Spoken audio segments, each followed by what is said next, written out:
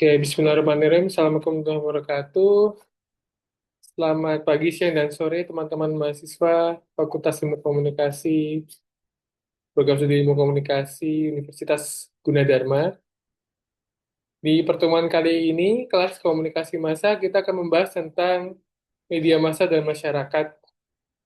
Jadi, tujuan dari materi kali ini adalah agar mahasiswa dapat mengkaji, terutama ya, mengkaji dan memahami media sebagai institusi, budaya massa, dan opini publik di era digital. Oke. Nah, sejalan dengan hal itu, tujuan pembelajarannya adalah kita akan membuat tujuan ke dalam dua sisi. Yang pertama adalah institusi media, di mana mahasiswa mampu memahami media massa bukan sekedar alat ya, melainkan sebuah institusi sosial yang memiliki aturan, peran, dan struktur ekonomi politik yang kompleks. Kemudian dinamika masyarakat itu di mana mahasiswa dapat menganalisis perbedaan budaya massa dan populer, serta bagaimana ruang publik dan opini terbentuk di tengah derasnya arus informasi digital. Nah, kita masuk ke bagian yang pertama, yaitu media sebagai institusi sosial. Apa itu media institusi? Mungkin teman-teman sudah banyak melihat, sudah banyak berkunjung, dan mengetahui bahwa media massa adalah organisasi kompleks ya, yang memproduksi dan mendistribusikan pesan kepada khalayak luas. Tiga cirinya adalah yang pertama dia terorganisir, dia memiliki struktur, hierarki, dan aturan main atau SOP. Kemudian em, beroperasi di ranah publik dan diawasi oleh regulasi. Setidaknya ada tiga regulasi yang mengawasi tentang beroperasinya sebuah media massa sebagai institusi atau organisasi, yaitu Undang-Undang Pers dan juga P3SPS atau penyiaran. Inilah yang membuat sebuah organisasi itu memiliki etika dalam apa namanya dan aturan main secara struktur ketika dia memproduksi dan mendistribusikan pesan kepada khalayak luas. Kemudian dia intermediari atau menjadi perantara antara realitas kejadian dan persepsi di masyarakat. Nah, saya mengambil literasi dari Laswell dan Wright, yaitu fungsi institusi media. Yang pertama jelas teman-teman yaitu surveillance atau pengawasan lingkungan. Lingkungan dalam artian baik fisik maupun non fisik ya, atau psikis gitu. Tapi terutama yang fisik ini dia memberikan memberitakan ancaman, misalnya bencana, korupsi, mungkin terorisme dan peluang. Tapi dia sebagai pengawas, kemudian correlation menghubungkan bagian-bagian masyarakat dalam respon lingkungan, opini editorial, kemudian transmission atau pewarisan budaya antar generasi, sosialisasi nilai dan norma sosial. Nah, di slide berikut ini agak berat karena kita berbicara tentang ekonomi politik media di mana kita tahu bahwa institusi media itu tidak bebas nilai ya. Mereka dipengaruhi oleh kepentingan pemilik modal dan politik. Nah, ekonomi politik media itu juga berbicara tentang fenomena konglomerasi atau kepemilikan berbagai jenis media. Jadi satu owner itu bisa memiliki beragam channel media ya. Owner itu dalam artian dia pemilik dari organisasi tersebut atau institusi tersebut. Bisa TV, online, dan cetak. Di tangan segelintir elit. Makanya dinamakan oligopoli. Nah, hal ini potensinya apa? Potensinya adalah mengurangi keberagaman konten atau diversity of content. Jadi, ekonomi politik media juga merupakan dalam tanda kutip selain fenomena juga bisa dikatakan sebagai sebuah fakta yang sedang terjadi. Oleh karenanya kita harus jeli dalam melihat fenomena tersebut karena awal mulanya adalah dari sebuah konglomerasi dan monopoli di media atas kepemilikan berbagai jenis media tentunya. Nah, saya coba memetakan media di Indonesia singkat saja gitu ya, karena saya ingin teman-teman juga mengkaji dan mengelaborasi sendiri gitu ya. Yang pertama adalah MNC Group, pemiliknya adalah Haritanu. Kita sudah mengenal bahwa stasiunnya adalah RCTI, MNC TV, Global TV, iNews, dan mungkin kanal-kanal di internet dan lainnya. Kemudian ada City Corp, Kedai Tanjung, Trans TV, Trans 7, CNN Indonesia, Detik, dan sebagainya. Kemudian ada MTech, pemiliknya bernama Edi Saryatmadja. Dia memiliki SCTV, Indosiar, dan Video, dan masih banyak kanal media lainnya. Kemudian Media Group, milik Surya Paloh, tentu Metro TV, Media Indonesia, dan sebagainya. Nah, pemain besar big player ini sangat sudah kita kenal ya. Bahkan jauh sebelum saya lahir pun, grup 5 ini dari 3 menjadi 5 itu konstan atau stabil ketika di Indonesia, gitu. Makanya dampak sosial terjadi ketika adanya fenomena konglomerasi ini adalah ketika pemilik media terjun ke politik ya. Misalnya Pilpres tahun 2024. Ya. Independensi ruang redaksi seringkali itu akan sangat terganggu, teman-teman. Berita cenderung membingkai politik secara positif atau framing kepada si pemilik itu. Logikanya tidak mungkin eh, apa namanya, media yang notabene adalah miliknya itu memberitakan yang buruk-buruk gitu ya. Jadi ada peribahasa yang menarik di sini atau quote yang menarik, lebih ke quote ya, bahwa orang yang memiliki media itu akan menguasai dunia gitu ya. Dan hal ini terjadi ketika kita benturkan dengan ekonomi politik media. Kalau orang yang memiliki media maka dia tidak mungkin diberitakan atau kecil kemungkinan diberitakan negatif oleh media yang dia miliki tersebut gitu. Nah, di bagian kedua ini kita akan bicara tentang budaya, yaitu budaya massa dan budaya populer. Saya versuskan ya, budaya massa dan budaya populer. Nah, mass culture itu sifatnya top down, teman-teman. Jadi budaya diproduksi secara massal oleh industri untuk konsumsi publik yang luas. Nah, budaya mass atau mass culture ini merupakan em, ada 3 cirinya, yaitu standarisasi atau produk budaya dibuat seragam seperti pabrik dan sebagainya. Kemudian pasif, audiens dianggap hanya menerima apa yang disuapkan. Kemudian ada kritik dari teori Frankfurt School bahwa budaya massa itu membius masyarakat agar tidak kritis terhadap kapitalisme.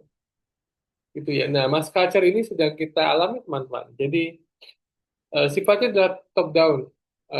Maka budaya yang diproduksi ini contohnya sangat banyak sekali. Sedangkan pop culture itu dari John Fish itu popular culture is made by the people, not produced by the culture industry. Nah, bedanya dengan budaya massa tadi, ketika kita eh, mengamini budaya massa, itu berarti teman-teman sudah dalam tanda kutip adanya standar dalam dalam penerapannya gitu ya. Jadi seperti pabrik, so ada SOP-nya dan sebagainya. Gitu. Nah, sedangkan di pop culture itu hasil negosiasi, teman-teman. Masyarakat itu mengambil produk industri lalu memaknai, memaknai sendiri resistensi, lebih cair sifatnya, tren berganti cepat dan seringkali lahir dari bawah bottom up atau viralitas media sosial. gitu ya. Nah, saya berikan satu contoh sederhana. Budaya massa atau mass culture itu terjadi ketika kita menonton sebuah berita, sebut saja berita itu adalah berita olahraga, ditonton jam tengah malam, setengah 12 atau setengah 11, gitu ya. Dan apa yang disiarkan dalam berita budaya massa itu dengan media massanya, player atau pemain bisa jadi hasil pertandingan sangat sering, dan kemudian analisis next match-nya. Tapi kalau di pop culture, nah ketika dia sudah, oh kita tahu ada klub A lawan klub B, kemudian ada player A, ada rivalitas dengan player B, seperti itu. Lahirlah pop culture di sini. Pop culture lahir ketika bahkan di beda negara, beda kota, dan beda benua, kelompok supporter yang mendukung klub A itu lahir. Padahal tidak ada kaitan secara budaya. Kaitannya dengan, dan tanda kutip, tidak ada kaitan, oh klub itu lahir dari kota atau tempat saya tinggal, enggak. Jauh, bahkan beda benua. Dan budaya pop ini kemudian apa namanya, kita hafal nyanyian-nyanyian supporternya, kita hafal nama pemainnya, kita hafal apa namanya, pemain kuncinya dan sebagainya. Nah, itulah berasal dari bawah, teman-teman. Akhirnya budaya tentang fanatisme, supporter sepak bola fanatik, yang kita berkomentar lebih cair terhadap klub kesayangan kita tadi itu, klub A terhadap klub B, tanpa si klub itu peduli ada tidaknya kita, gitu, di awal. Kemudian lahir program-program, kita membentuk sebuah komunitas, kita membentuk sebuah charity berdasarkan klub sepak bola atau klub basket atau klub badminton dan sebagainya. Nah, lahirlah namanya budaya populer.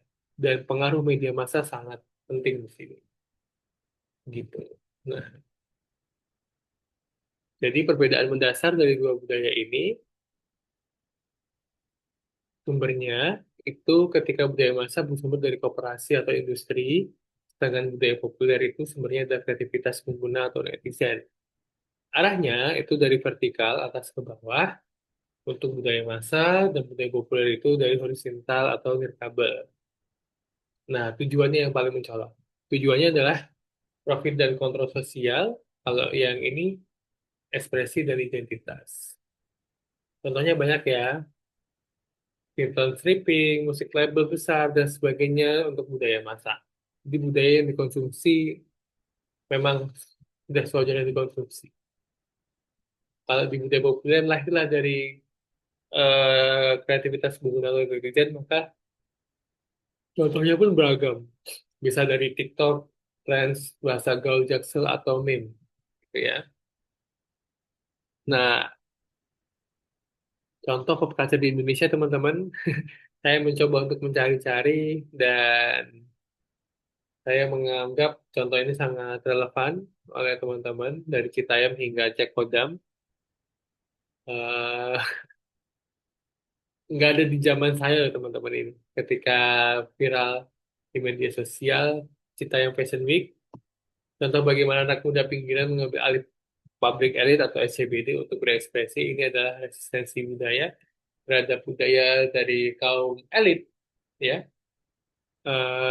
bergeser ke budaya kaum marginal dalam hal ini, ya bagaimana mereka dapat mengeksploitasi ruang publik milik elit, ya notabene di kawasan di SCBD, dan dan akhirnya menjadi resistensi kebudayaan.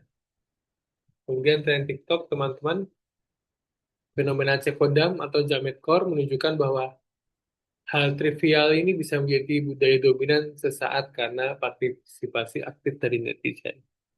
Jadi apapun yang konten kreator itu buat, ketika direspon sangat baik oleh netizen, maka dia menjadi budaya baru. Yang sebelum ini yang negatif seperti mandi lumpur dan sebagainya itu muncul dari pop culture di Indonesia.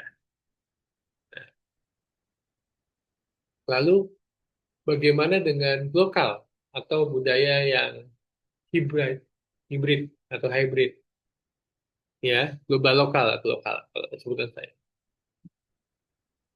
Em, ada perkawinan silang dalam kebudayaan ini ya, di pop culture tentunya ya.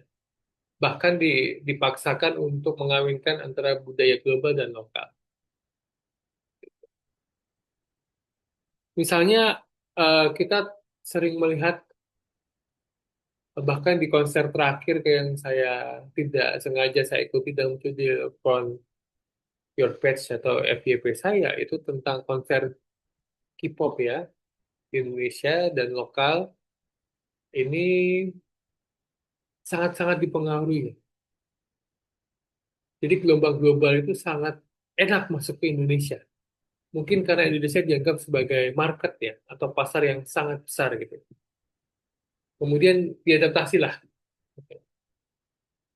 Jadi budaya populer di Indonesia ini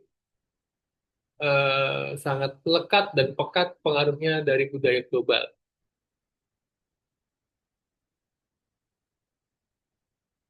Contoh, ada member dari Indonesia asalnya kemudian dibawa ke Korea itu menjadi sebuah contoh juga. Misalnya idol K-pop juga makan nasi goreng atau berbicara bahasa Indonesia pada saat awal konser kemarin. Itu jadi viral juga serta munculnya grup seperti Starby, grup asal Indonesia yang mengadopsi tentang K-pop juga dari 3 orang cewek kalau nggak salah ya itunya. Nah, kemudian di sisi lain kita juga mempunyai khas Indonesia yaitu dangdut yang goes to global dan untuk yang dulu koplo dianggap pinggiran kini menjadi identitas pop nasional bahkan internasional Indopop ya. Lagu-lagu Via Valen dan Denny Caknan mengubah stigma musik daerah menjadi tren utama. Berawal dari sinilah lahir panggung bagi musik-musik di luar Pulau Jawa, yaitu musik-musik dari timur yang sekarang sedang merajai eh, baik itu di platform media sosial dan platform lagu lainnya gitu ya. Jadi banyak menggunakan backsound lagu-lagu daerah di Indonesia yang khususnya lagu-lagu dari timur sampai masuk ke Istana Negara. Kita patut bersyukur bahwa setidaknya di budaya yang sangat liquid ini yang namanya pop culture ini kita masih mempunyai kekhasan Indonesia di dalamnya.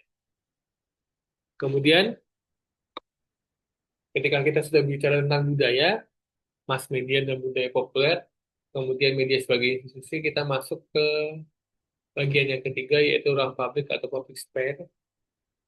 Itu konsepnya dari Jürgen Habermas gitu ya. Ruang publik ini area ya, area dalam kehidupan sosial di mana individu dapat berkumpul bersama untuk mendiskusikan masalah publik secara bebas. Dan percaya teman-teman, konsep ini lahir di abad ke-16, yaitu di coffee house di Eropa. Syaratnya sangat inklusif, mengesampingkan status sosial dan fokus pada argumen rasional atau nalar. Tujuannya adalah mengawasi kekuasaan negara. Jadi, ruang-ruang diskusi yang diciptakan oleh teman-teman kita atau leluhur kita di bangsa Indonesia maupun Eropa pada waktu itu adalah bertujuan untuk mengawasi kekuasaan negara dengan berpikir secara bersama-sama, mengesampingkan status sosial dan fokus pada argumen nasional yang melahirkan konsep dari ruang publik. Nah, dari berjalannya waktu, ruang publik ini bertransformasi yang tadinya mungkin dari coffee shop kita mungkin masuk ke angkringan, kita masuk ke ruang-ruang di akademik di kampus, tembok-tembok kampus yang dia juga menjadikan ruang diskusi yang aktif dalam halnya penalaran dan update ilmu. Sekarang muncullah ruang publik digital. Yang pertama adalah X atau tutupnya Twitter, itu sering dianggap sebagai alun-alun kota modern alun-alun ya bisa dibayangkan ya kalau di banyak kota di Indonesia itu memiliki alun-alun di mana dia banyak orang yang beraktivitas di situ dan uang alun-alun ini menjadi digital yang bernama platform X, tempat isu politik dan sosial dibahas paling panas ya. Kemudian ada netizen journalism, info-info tentang kota-kota, misalnya di tempat kita ya info Depok, info apapun itu, atau Depok update segala macam, itu publik tidak lagi bergantung pada media resmi. Akun Manifest atau Base menjadi pemicu diskusi nasional juga. Ya, kemudian demokrasi deliberatif, eh, ini masih dalam taraf asumsi atau sebuah tesis menyatakan bahwa apakah diskusi online itu rasional gitu. Seringkali tidak karena didominasi emosi dan anonim. Jadi eh, kelemahan dari platform digital itu bisa jadi orang-orang yang berkumpul atau bercengkrama di dalam satu topik di platform media tertentu itu tidak serta-merta melibatkan penalaran yang utuh, gitu. Jadi masih ada like dislike, emosi, kemudian akun fake atau anonim dan sebagainya. Nah, itulah kekurangan dari ruang publik digital. Nah, tantangannya apa ketika kita melihat seperti itu? Jelas ada teori yang bernama echo chamber atau gelembung. Kita hanya mendengar suara yang setuju dengan kita saja. Bahkan algoritma media sosial mengurung kita dalam sebuah gelembung. Jadi echo, jadi suara di luar tidak didengar oleh kita yang di dalam. Kemudian post-truth itulah setelah kebenaran, kebenaran yang disetelahkan, gitu ya. Jadi keterlibatan emosi dan keyakinan pribadi lebih berpengaruh daripada fakta objektif. Kemudian buzzer politik, jelas, ini kita sudah juga mengalami hal itu. Itu diskusi publik didistorsi oleh pasukan siber bayaran untuk memanipulasi opini. Ini terjadi ya, dan seringkali kita tidak menyadarinya gitu ya. Nah, kemudian opini publik ini eh, bagaimana kita menjelaskan tentang opini publik itu dibentuk. Yang pertama adalah menggunakan agenda setting teori. Media tidak berhasil memberitahu apa yang harus dipikirkan, tetapi sangat sukses memberitahu apa yang harus dipikirkan tentang sesuatu. Make and show, kemudian framing atau pembingkaian. Cara media mengemas berita, fakta yang sama bisa dimaknai berbeda tergantung sudut pandang frame yang dipilih oleh media. Sehingga opini publik itu dibentuk dari dua sisi teori ini. Yang pertama adalah dari sisi media itu sendiri, yaitu framing. Yang kedua adalah agenda setting teori, apa yang sedang diagendakan oleh media itu bisa membentuk opini publik juga. Nah, menariknya adalah antitesa atau antiformula dari si opini publik itu adalah spiral of silence dari Andrew Newman. Ini seringkali saya ceritakan di kelas ya. Nah, jadi orang itu cenderung diam kan jika merasa opininya adalah minoritas karena takut isolasi sosial atau diisolasi oleh sosial. Maka kita harus melihat bahwa media massa sering menampilkan opini dominan seolah-olah itu adalah opini seluruh masyarakat. Kemudian suara minoritas semakin tenggelam atau spiral ke bawah ya. Kemudian di era digital, cancel culture itu ada bentuk ekstrim dari pengucilan sosial itu. Gitu. Kita sudah pernah mendengar istilah cancel culture ya. Cancel culture itu gini teman-teman.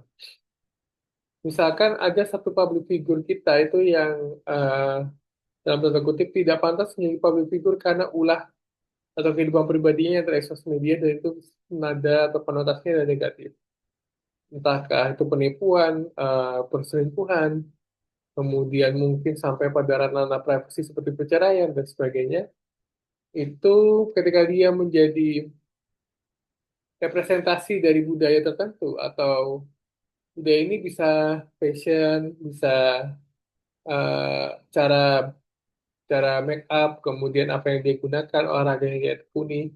Jadi dia bisa di-cancel culture-kan atau diisolasi sosial kan.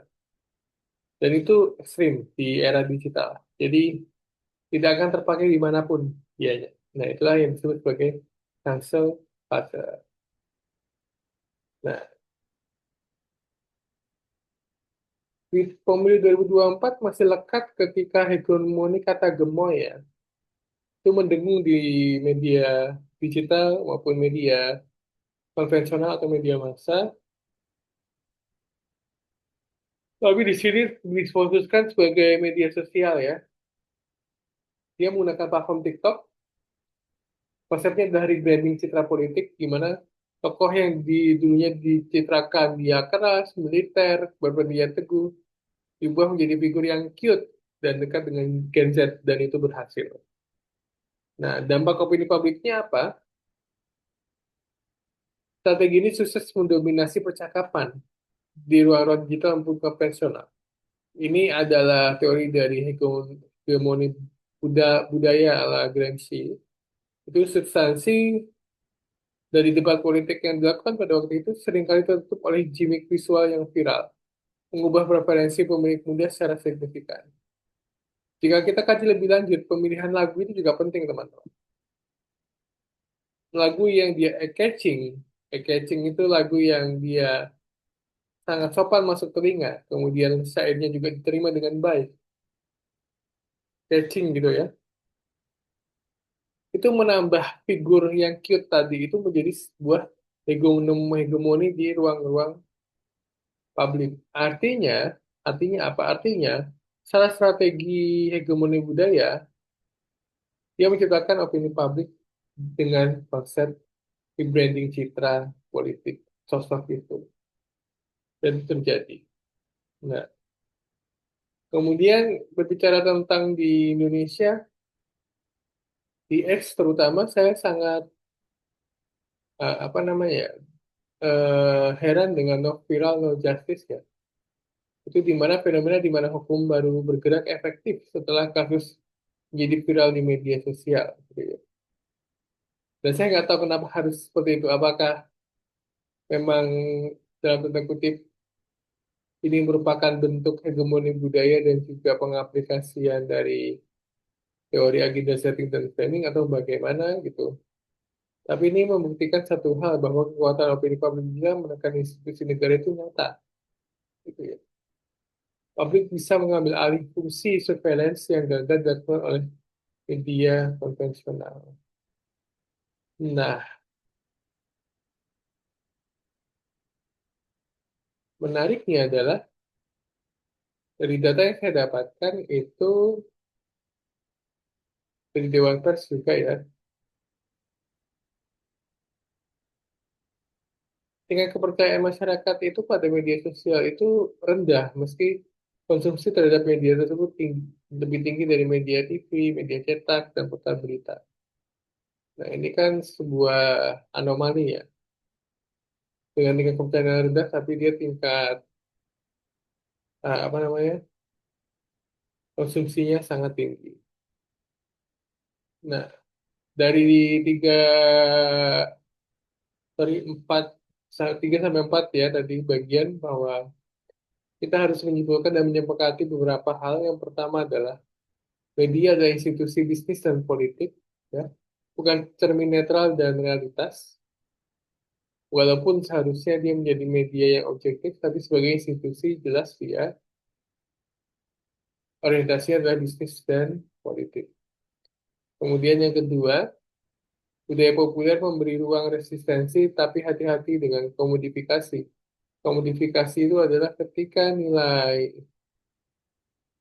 eh, barang atau orang yang tidak menilai uang gitu, itu bisa dinilai dan bisa dijadikan uang dari barang tersebut. Contohnya adalah pajak.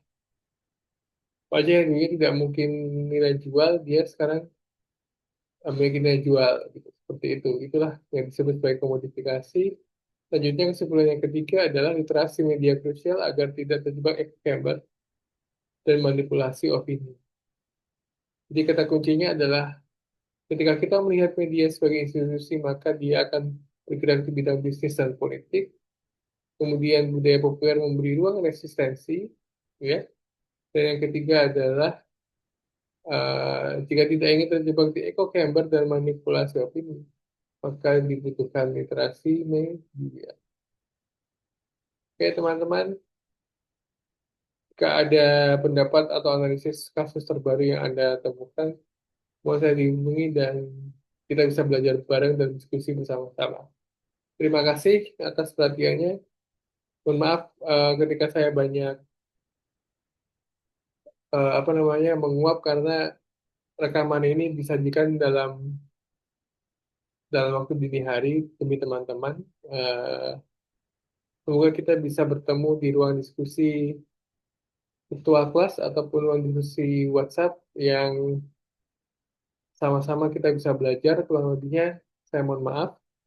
Sehat dan sukses selalu untuk teman-teman mahasiswa Fikom Gunadarma. Saya akhiri, kurang lebihnya mohon maaf. Assalamualaikum warahmatullahi wabarakatuh. Terima kasih. Sampai ketemu di pertemuan selanjutnya. Assalamualaikum.